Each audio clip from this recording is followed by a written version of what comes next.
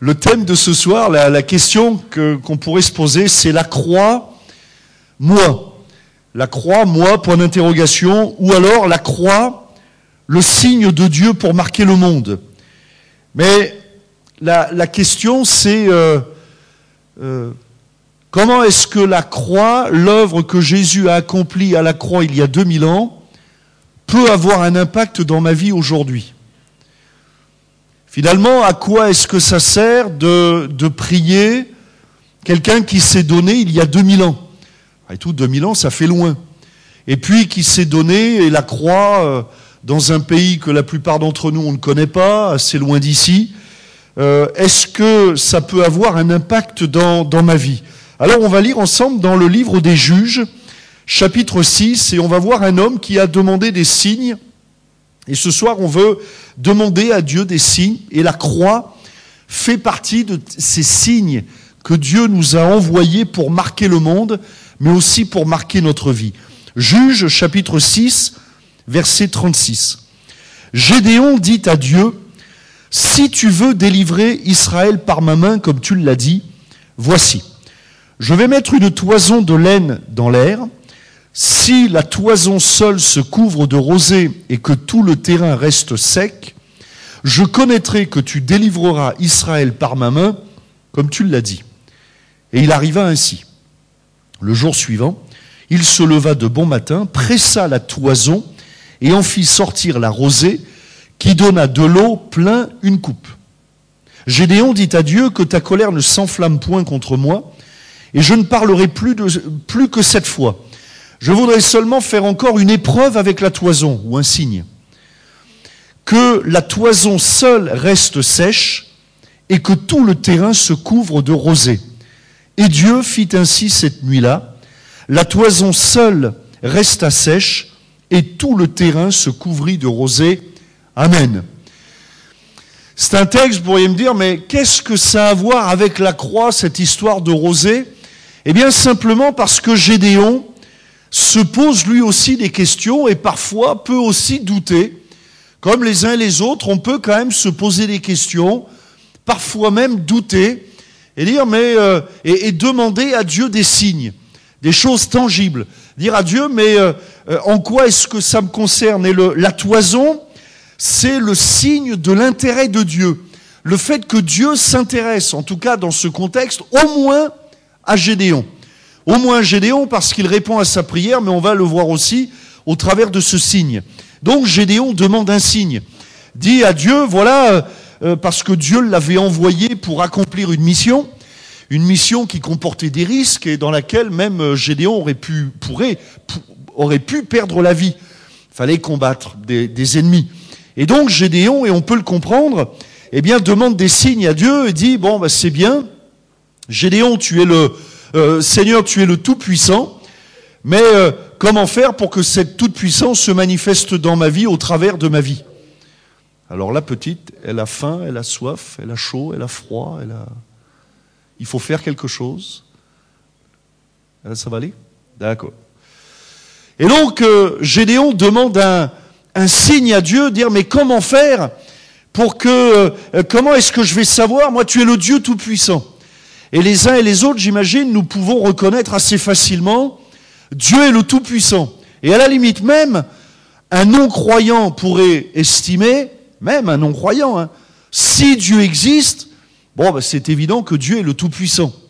Maintenant, comment faire entre savoir que Dieu est Tout-Puissant et puis savoir que Dieu peut agir dans ma vie ? Avez-vous remarqué qu'il y a quand même une différence ? Qu'est-ce qui me prouve, moi, que ce Dieu tout-puissant qui a créé l'univers, maintenant, une fois que les choses sont faites, que l'univers a été créé, qu'est-ce qui me démontre que Dieu a toujours de l'intérêt à mon égard ? Qu'est-ce qui me montre que Dieu s'intéresse à moi ? Et c'est un petit peu ça que Gédéon finalement dit à Dieu, dit, bon, je sais que tu es le Tout-Puissant, et d'ailleurs le premier signe nous montre la toute-puissance de Dieu, puisque dans le premier signe, on voit que cette toison, cette peau de brebis ou de mouton, va être imprégnée d'eau, et donc on le voit, c'est la toute-puissance de Dieu, parce que la normale eût été que la toison et le sol soient recouverts de rosée. Mais voilà que Dieu a étendu sa main et que cette toison est mouillée.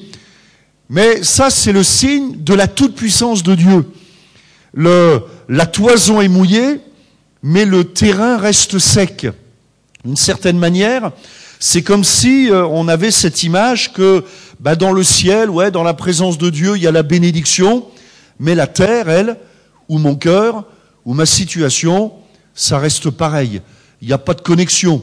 La toison est mouillée, et d'ailleurs elle est tellement mouillée que Gédéon, en la pressant, peut remplir tout un récipient, mais la terre reste sèche. Au-delà de la toison, il y a cette image aussi de prophétique qui nous parle de Jésus.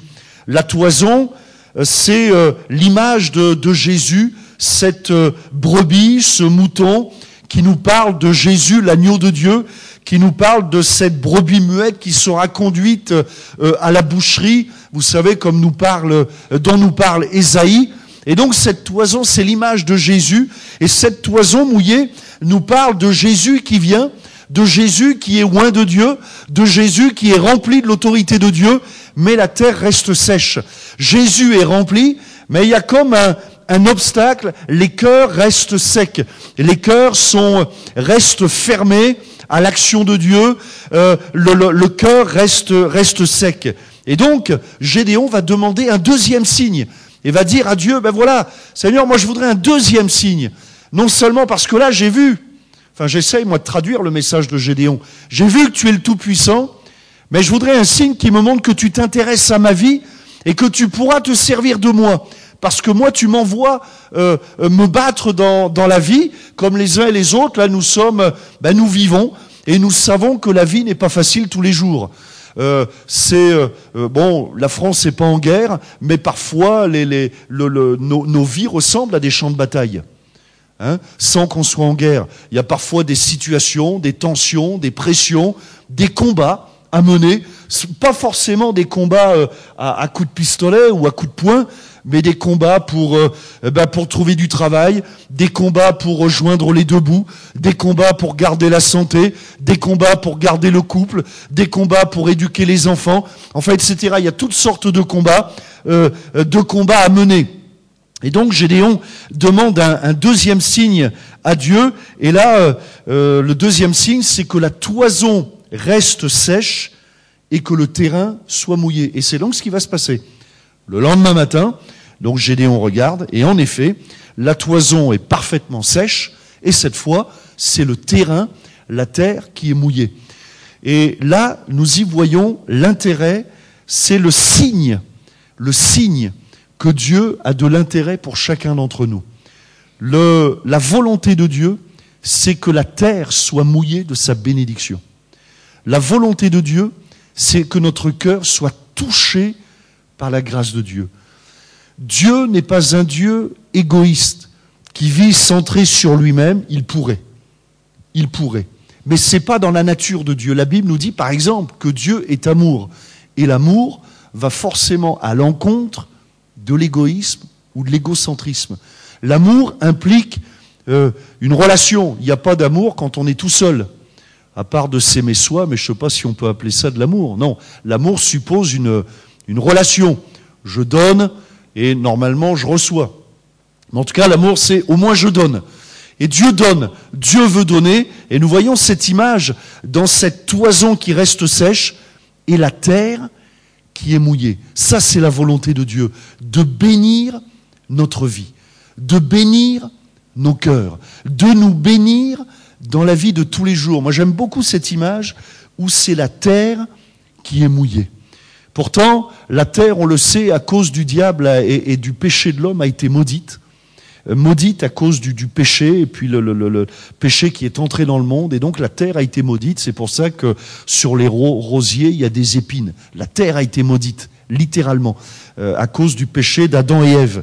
Mais voilà que Dieu veut quand même bénir cette terre qui a été maudite. Et derrière cette toison, il y a aussi cette image prophétique de ce que Jésus a accompli à la croix du Calvaire.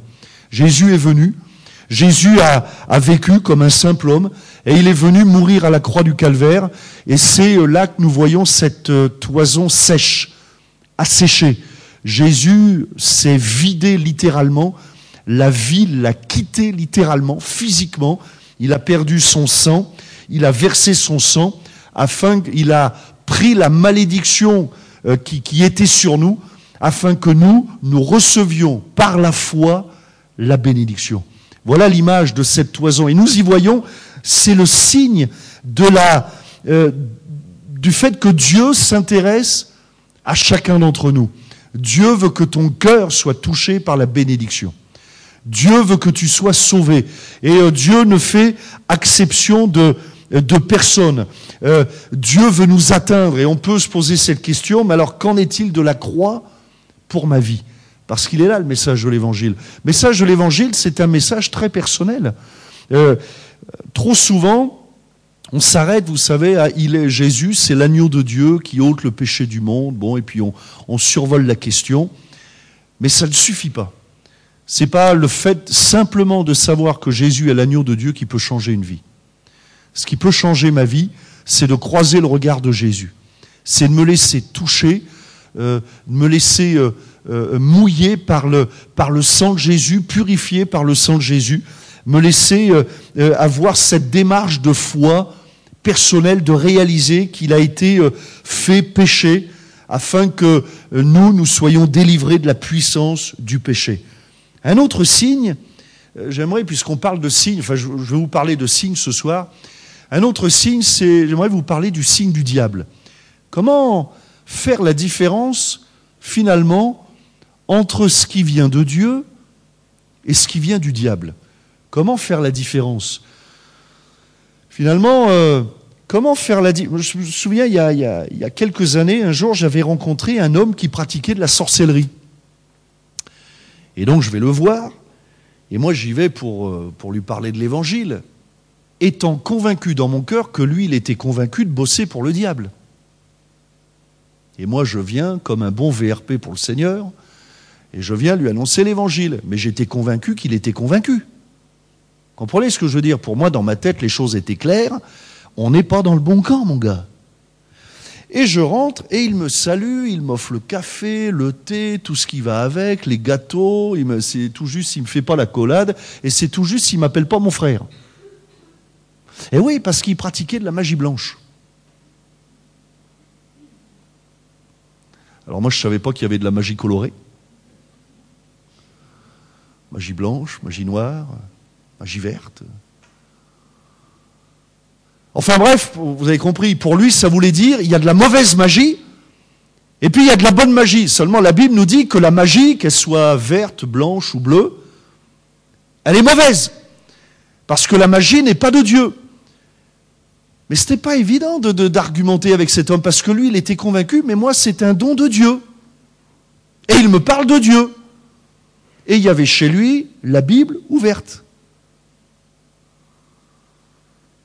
Et alors, vous pouvez se poser la question, mais c'est quoi alors la différence entre qu'est-ce qui vient de Dieu, qu'est-ce qui vient du diable? La Bible dénonce la magie. La Bible nous dit que c'est un péché et que Dieu a en horreur la magie, l'invocation des morts, l'invocation des esprits, etc. La sorcellerie, l'occultisme. Mais quel est le signe du diable? C'est quoi la marque du diable? Alors c'est très simple. Avec le diable, rien n'est jamais gratuit. Rien n'est jamais gratuit. J'ai entendu des histoires je me souviens, on était il y a quelques années avec mon épouse, ça remonte à loin, au Portugal, et nous sommes arrivés dans une petite ville, et il y avait là un bâtiment, je ne vais pas dire une église, un bâtiment religieux. Ça va? Un bâtiment religieux. Et je voyais les gens on était arrivés le jour de la guérison, les déguérisons. C'était le jour des guérisons, ou la semaine des guérisons, je ne sais pas. Bon, c'était en plein mois d'août. Et on voyait ces gens, enfin, pas mal de gens, qui étaient à genoux et qui étaient à genoux et puis qui faisaient à genoux le tour de ce bâtiment. D'accord? Pour obtenir une guérison. D'accord? Et devant, à côté, il y avait des magasins où vous pouviez acheter le membre malade. Vous vous souvenez? Vous avez mal au cœur, alors vous achetez un cœur en cire. Vous avez mal au genou, Moi, j'aurais dû m'acheter un tonneau, tiens, entre parenthèses. Hein, si j'avais su. Parce qu'on en achetait 2, le 3e était offert. Bon. Bref. Bon, ça, c'était pour vous détendre. Mais ce qui était assez terrible, c'était d'abord de voir ces gens qui avaient le genou plein de sang, parce que c'était c'était des cailloux, enfin, c'était, vous voyez. Et puis, il y en avait d'autres, alors ils marchaient avec des petits pois crus dans les chaussures.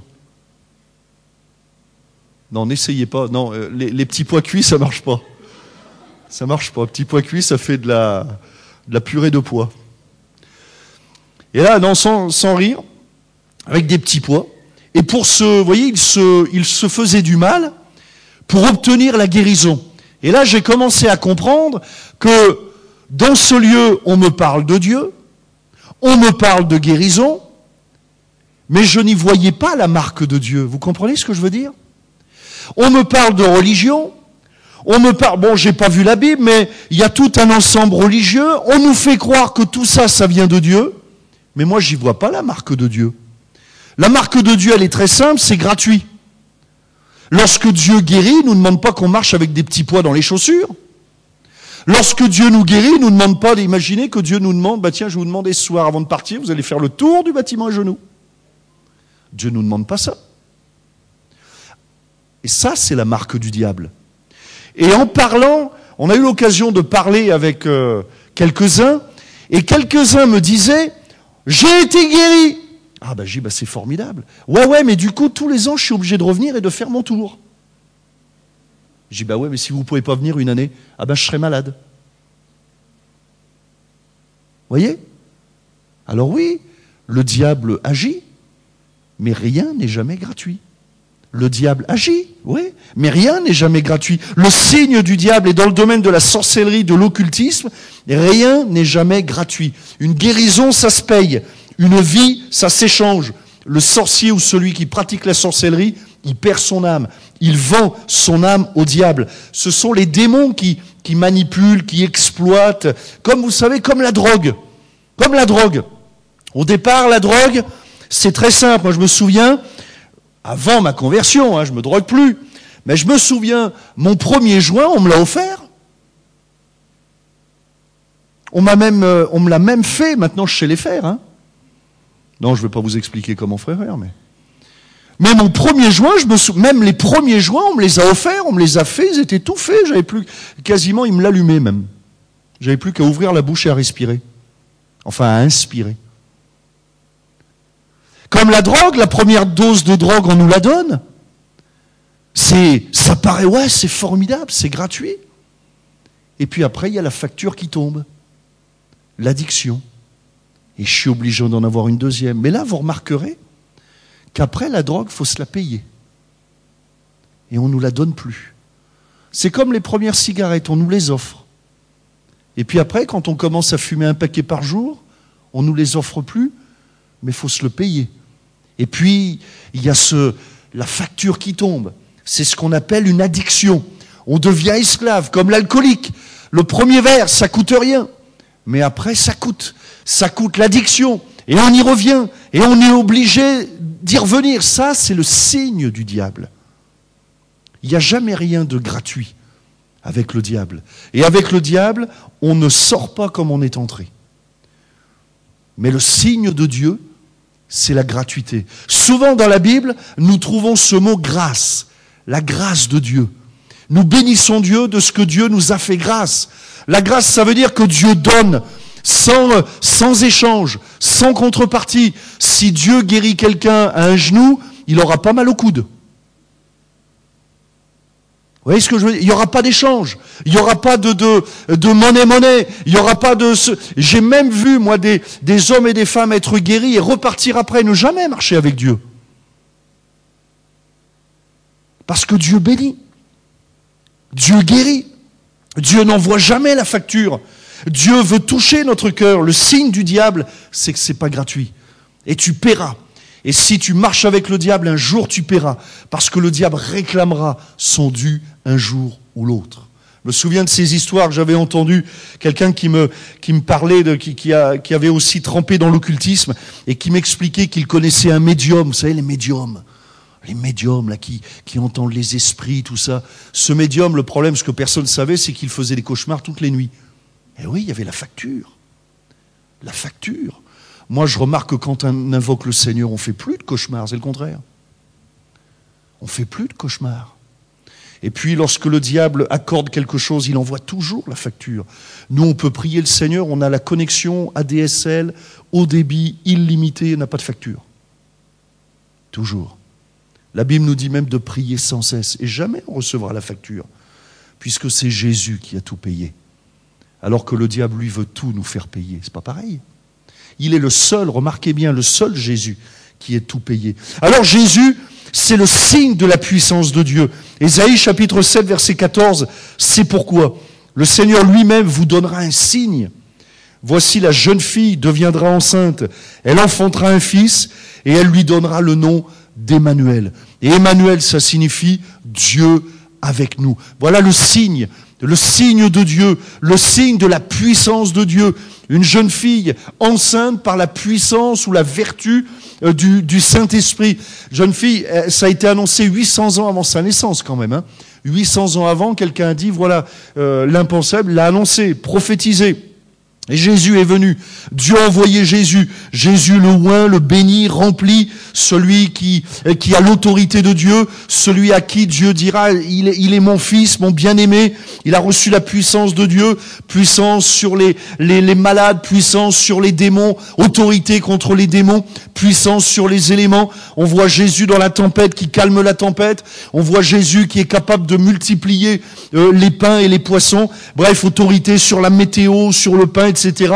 Jésus, c'est le signe de la puissance de Dieu. Et puis la croix, c'est le signe de l'amour de Dieu. Romains chapitre 5, verset 8, Dieu prouve son amour envers nous, en ce que lorsque nous étions encore des pécheurs, Christ est mort pour nous. C'est le signe de Dieu, la croix. Le fait que Jésus soit mort à la croix du Calvaire, eh bien, c'est la manifestation de l'amour de Dieu à notre égard. Et à la croix, toute cette vie de Dieu est repensée à la toison.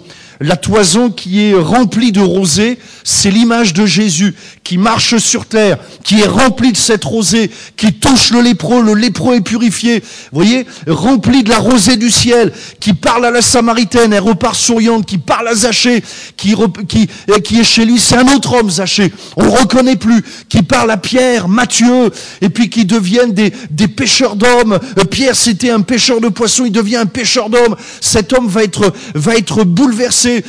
Jésus, il est rempli de la bénédiction de Dieu. Quand il entre dans une ville, les démons tremblent et même parfois interpellent Jésus. Mais qui es-tu, toi? Ou plutôt, on te reconnaît, t'es le Fils de Dieu. Et les démons qui s'enfuient rien qu'à la présence de Jésus, parce qu'il est cette toison remplie de la rosée du ciel. Et à la croix du Calvaire, eh bien, toute cette vie, toute cette, cette onction, cette vie de Dieu, cette vie du ciel, c'est vidé. Jésus s'est vidé, toute cette vie de la puissance de la guérison, du pardon, de l'amour, s'est déversée sur la terre. Le tombeau est vide, mais le cœur est plein. C'est beau, hein? C'est de moi.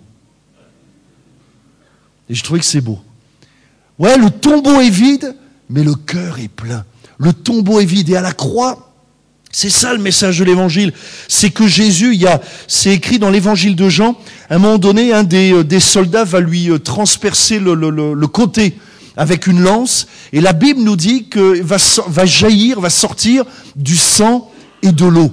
Jésus va se vider littéralement, physiquement, va perdre son sang, va vider de son sang cette eau mélangée avec le sang.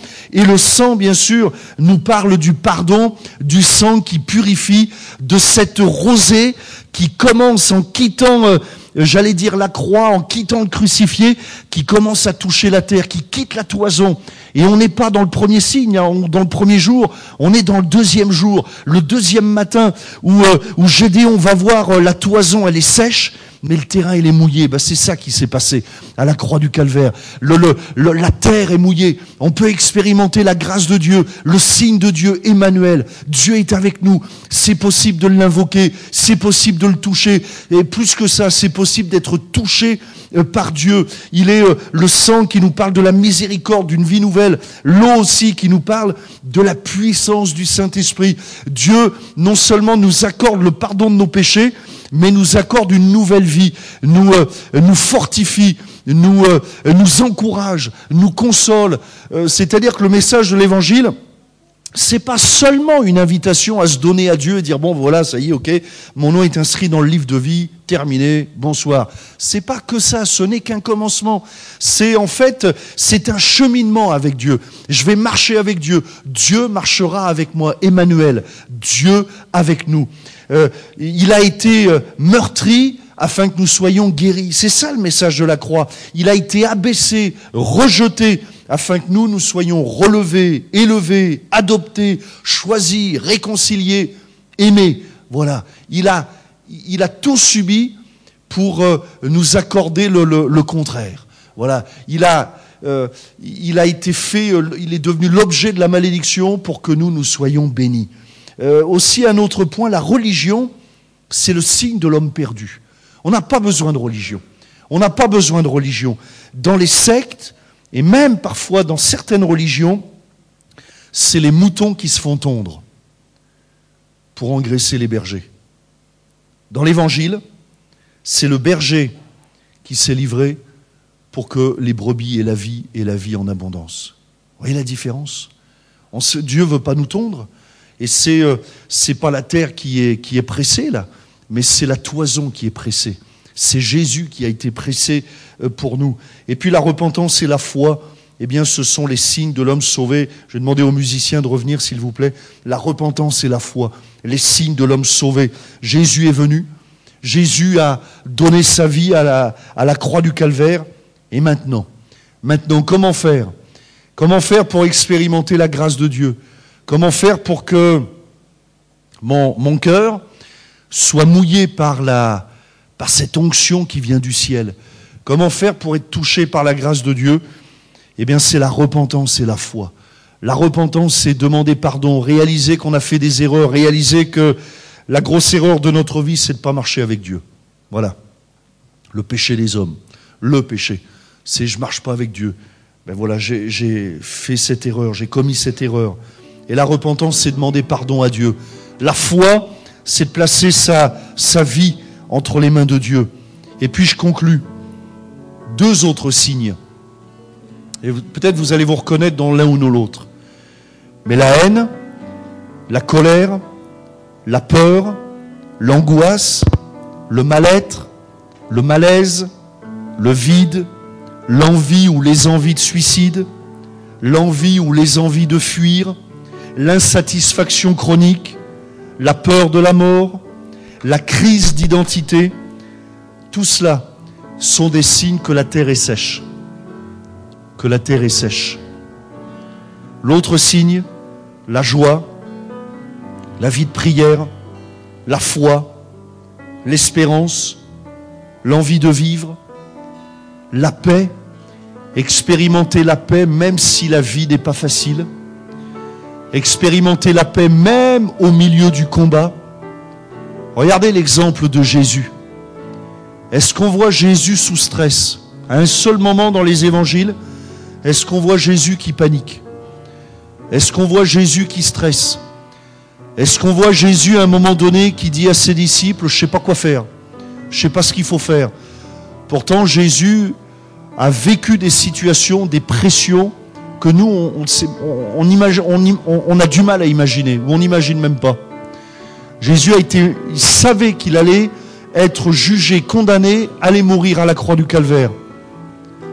Et pourtant, on ne voit pas dans le cœur de Jésus de la haine, de la colère qui n'est pas maîtrisée. On ne voit pas un Jésus qui est apeuré. On ne voit pas un Jésus qui est angoissé. On ne voit pas un Jésus qui est, qui est mal dans sa peau. On ne voit pas un Jésus qui vit un malaise. On ne voit pas un Jésus qui est vide. Au contraire, à chaque fois qu'il parle, il remplit les cœurs. On ne voit pas un Jésus qui a envie de se suicider. On ne voit pas un Jésus qui a envie de fuir, parce que sinon il aurait pu. On ne voit pas un Jésus non plus qui est en insatisfaction. Pourtant, il n'avait pas un compte en banque bien garni, il n'était pas marié, il n'avait pas d'enfant. Mais on ne le voit pas, il n'est pas insatisfait, il est satisfait. Sa relation avec son Père. On ne voit pas un Jésus qui a peur de la mort, il va à la croix du Calvaire. On ne voit pas un Jésus qui fait une crise d'identité. Ah, je veux devenir une femme. Ah, je veux changer mes cheveux, Bon, il n'a pas de crise d'identité. Il est le signe de l'homme accompli. C'est Jésus, le signe de l'homme accompli. Un homme rempli de joie, de prière, de foi, d'espérance. Un homme qui se lève le matin, qui prie, qui agit. Voilà le signe de l'homme qui est rempli de Dieu, le signe de l'homme qui est sauvé, le signe de l'homme qui s'est laissé mouiller. Et ce que j'aimerais ce soir, c'est que nous puissions regarder à la toison qui a été remplie de la rosée du ciel et que nous puissions réaliser qu'à la croix du Calvaire, cette rosée, elle veut se déverser dans nos cœurs. Le pardon de Dieu veut se déverser dans nos cœurs. La puissance du Saint-Esprit veut se déverser dans nos cœurs. La guérison veut se déverser dans nos cœurs. La toison s'est asséchée pour que la terre sèche soit mouillée. Et cette terre sèche, c'est peut-être la tienne. Mais Dieu veut la bénir. Est-ce qu'on pourrait chanter « Jésus, me voici devant toi » ? On va se lever ensemble. On va le chanter comme une prière. Et on veut que Dieu touche nos cœurs. Mouille nos cœurs. Mouille ces terres qui ont besoin de la grâce de Dieu. Alléluia.